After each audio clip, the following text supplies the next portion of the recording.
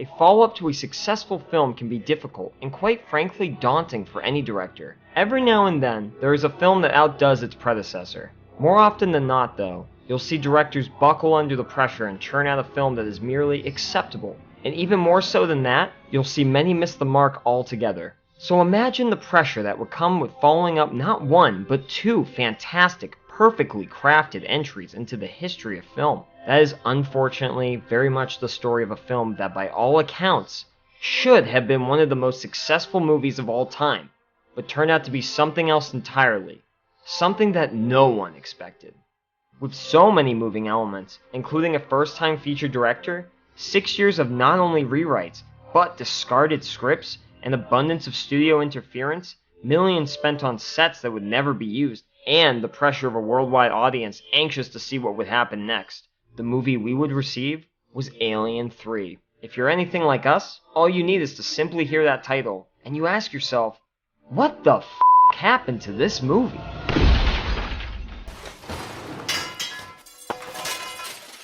After the massive success of Aliens critically and commercially, writers-producers David Giler and Walter Hill were confronted with a serious reality.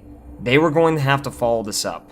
At first, it wasn't so bleak. There were initially early rumors of James Cameron returning to the franchise to continue the story of the family he had created with Ripley, Hicks, Newt, and pieces of Bishop. Unfortunately, after about a year of these rumors, Cameron made it clear that he was moving on to other projects and was leaving the Alien franchise behind. This left the producers with a couple of dilemmas. No script, and no one to helm a script when it eventually comes into existence. So the search for a story began. There were so many stories, concepts, and mere ideas that floated around the writer's room over the next few years. It's simply not possible to keep track of them all. And there are still, to this day, probably many we'll never get to hear about. But there are quite a few that we do know of. So let's get into them. Before Alien 3 was released, scripted, or even conceptualized, Fox had the first teaser for the film shown. You may ask yourself how they could promise a plot when one hadn't even been put on paper yet. It's a fair question, so we'll give you a fair answer. False advertising.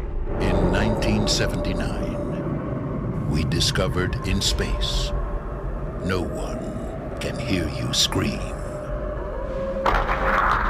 In 1992, we will discover on Earth, everyone can hear you scream. Fans naturally assumed that this meant that aliens would finally make an appearance on our planet. And from a story perspective, this would have made sense. What's left to explore besides more of the same in space? And what a strong way to end a trilogy, bringing the threat home. But that's not what happened. This teaser served as a bad omen for how much the studio was interfering with the process. It was based on one of the earliest ideas for the third installment, which would see an alien swarm that invaded Earth. It is fun to imagine how that would have played out on screen. You can imagine massive numbers of xenomorphs crawling all over the interior of whatever ship they've stowed away on, slowly making their way to our planet. That idea didn't go in the direction you would have expected. Franchise fans would have expected something more akin to this.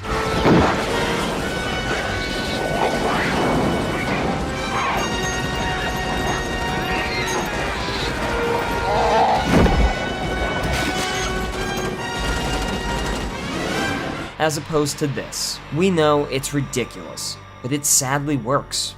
As the story progressed, the swarm would coalesce into a giant monster, a la Godzilla, with aliens crawling all over each other and moving together to mimic the motions and instincts of a xenomorph, and eventually, that giant monster would go on to destroy New York City. I know, this particular video doesn't help, but it's still not quite the swarm that fans would have hoped for. Even the monster itself is too comical to even visualize nowadays. So if there's anything to be thankful for in this sad tale, it's that this idea was passed over. So let's move on. In the later half of 1987, sci-fi writer William Gibson was approached by the producers to discuss a potential third and fourth film over dinner. He was informed that Ripley wasn't to be a character in the third version, simply because there was only so much their character was capable of, but that she could re-enter in the fourth film. Disheartened by the handicap of no strong female lead, Gibson still had plenty of ideas to move ahead with. Although the plans for Alien 4 are unclear, the plans laid out for 3 were described quite well. The The Sulaco, Ripley's ship, was picked up by a remote station the size of a small moon called the UPP, which stood for the Union of Progressive Peoples. The UPP, who are locked in a Cold War with the Weyland-Yutani Corporation, board the ship and steal the remains of Bishop, then send the Sulaco on its way. Upon examining the remains, they're attacked by a facehugger hidden in Bishop's hypersleep chamber. Meanwhile, the Sulaco is brought to Anchor Point, an outpost owned by Weyland-Yutani. Hicks then awakens from its hypersleep to discover he's in the middle of a diplomatic crisis. Not only did the ship stop over in enemy territory, but the UPP have encountered the Xenomorph, and Weyland-Yutani fears its DNA could be used as a deadly bioweapon. Seeking out this DNA themselves, they begin to experiment with an alien egg that begins emitting an infectious gas, in an attempt to create their own bioweapon, an experiment that goes horribly wrong. Anchor Point is then overrun by xenomorphs. It is worth noting that to date, this idea is the one that remains very popular with fans. So much so that an audio drama of the script went viral in early 2019. However we may feel about it today, in the late 80s, the script proved to be too expensive for Fox to gamble on, and it was also passed over.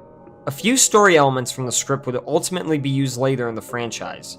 The alien experiments were included in Alien Resurrection, while the infectious gas made its way into Prometheus decades later.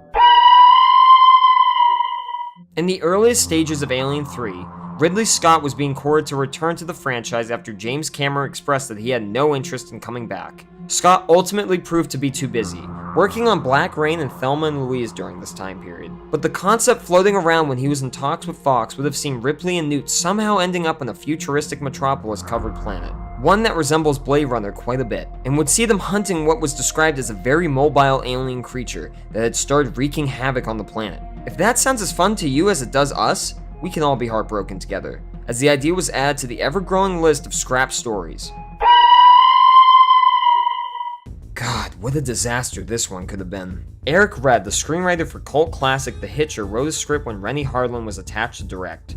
In Red's screenplay, the action was to be taken away from the metallic claustrophobic feel of the previous franchise entries and would instead take place on a space station that was strikingly similar to the American Midwest. We're talking wheat fields, gorgeous sunsets, windmills, and a drive-in movie theater.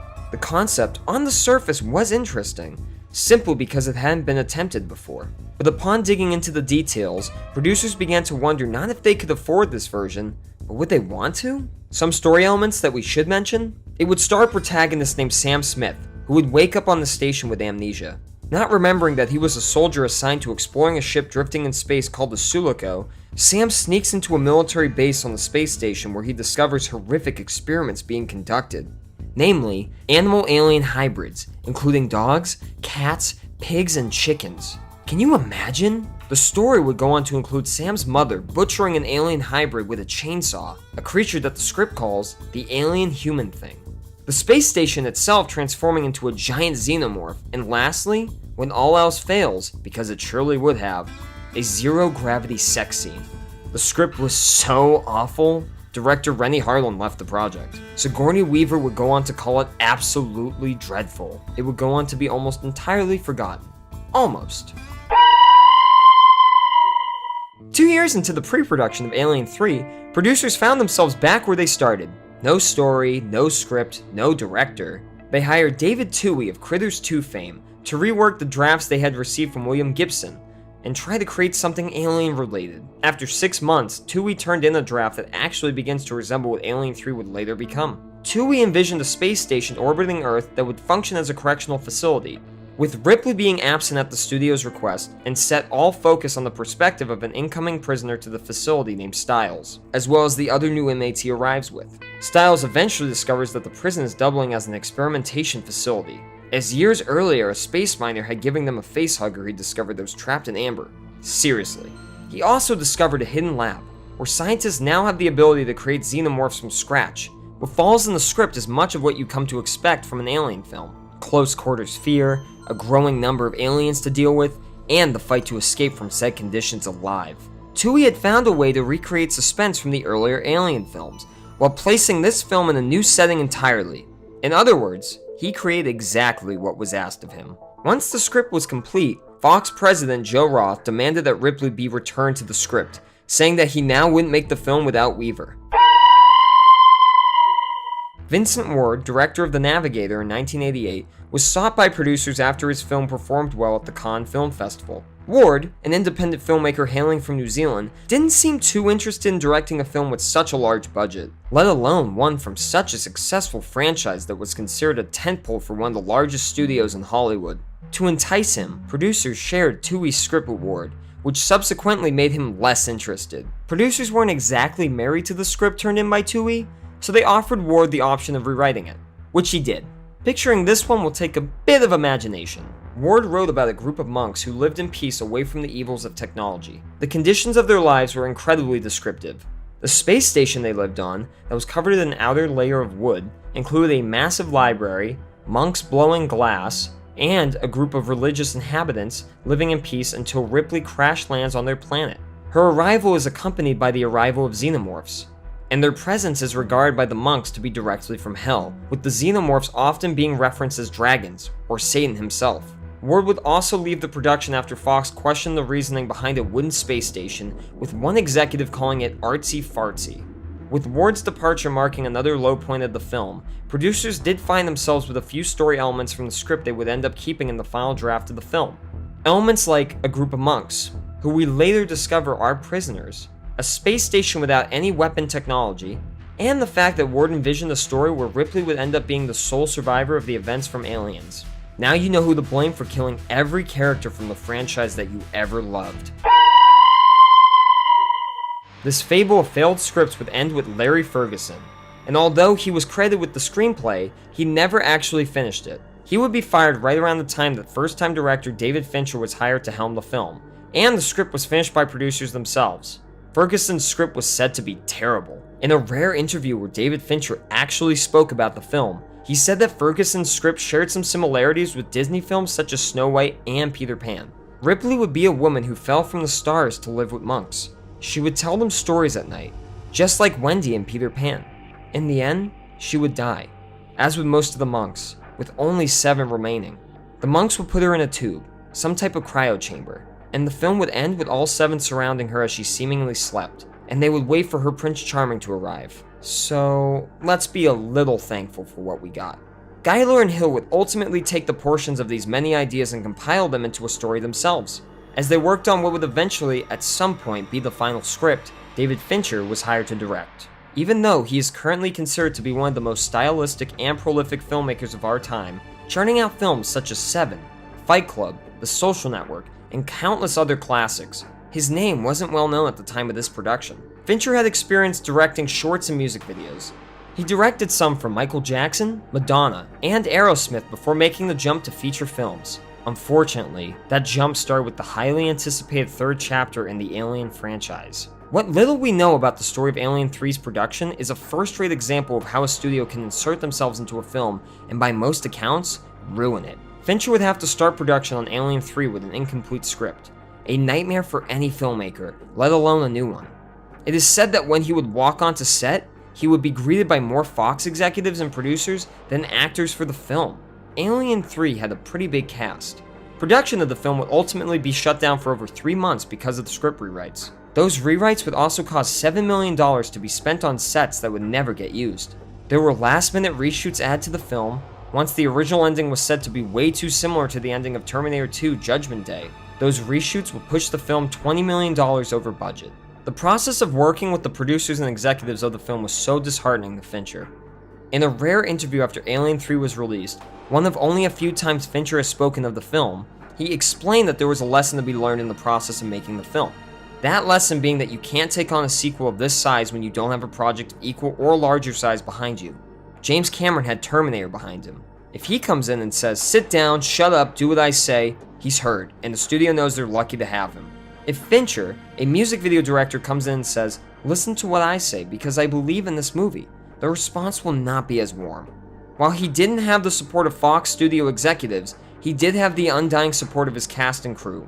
The little that Fincher has said about the experience has reflected that. In an interview from 1992, he was quoted as saying, "Looking at it in the role of communicator, obviously in a lot of cases I didn't get my ideas across. I'm taking that rap, but I'm so happy with the monsters and the special effects and the look of the film and the performances and what people were able to do with whatever minimal prep they had. I'm very happy with that, so I don't want to seem ungrateful.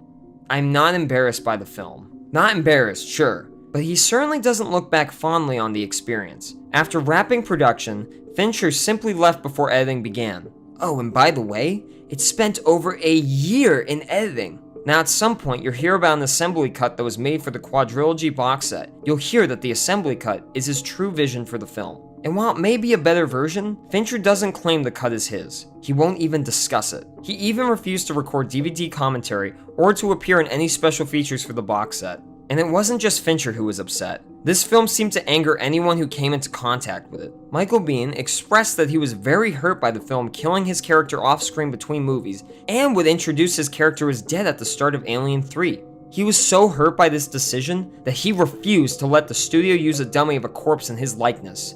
Ultimately, he would allow the studio to use his picture to establish that his character was deceased, but he even held out on that decision. It is said that he received more money for the use of his photo in Alien 3 than he did for the entire production of Aliens. Novelist Alan Dean Foster, who wrote the novels for the first two films, objected to the storyline being used, more specifically, the deaths of Hicks and Newt. His initial draft actually had the character of Newt survive the crash, but Fox rejected this version. They forced Foster to keep his novel consistent with the film, which led to his refusal to ever write a novel for an Alien film again. Even though he would eventually return, it wouldn't be until 2017 for a novelization of Alien Covenant. In some ways, maybe we should be happy for what we received. Alien 3, when we look at the scrap possibilities, could have been infinitely worse than what fans received. On its own, Alien 3 isn't that bad. It's dark, moody, nihilistic, and its cinematography conveys that very well. But it's simply impossible to view this movie without comparing it to its predecessors, especially when you consider that fans of the franchise were rewarded for their loyalty by seeing their favorite characters die, and hearing that their favorite supporting characters died off-screen. In fact, Neil Blomkamp was once attached to making a new Alien film that would ignore the events of 3 and Resurrection entirely, and it generated tremendous interest, only being scrapped when Ridley Scott returned to the franchise for Alien Covenant. Released in 1992, Alien 3 debuted in second at the box office, behind Lethal Weapon 3. With a budget of $50 million, it would go on to gross only $55.4 million at the domestic box office, though its international take brought in an additional $104 million. Even with the negative audience reaction and the negative reviews from critics, it wouldn't mean the end of Fincher's career. Many praised him after the fact for staying on the project when he easily could have left upon realizing the script wasn't finished. Fincher understood the responsibility he'd taken on, and he saw it through, or at least as long as he could bear to. Roger Ebert perhaps said it best when he called Alien 3 the best-looking bad film he's ever seen. Combining studio interference with a promising visionary director and a dedicated cast and crew with the disposition of having a script written as the film is in production, Alien 3 has gone down history as a flat-out bad bookend to a terrific trilogy. If only we knew at the time.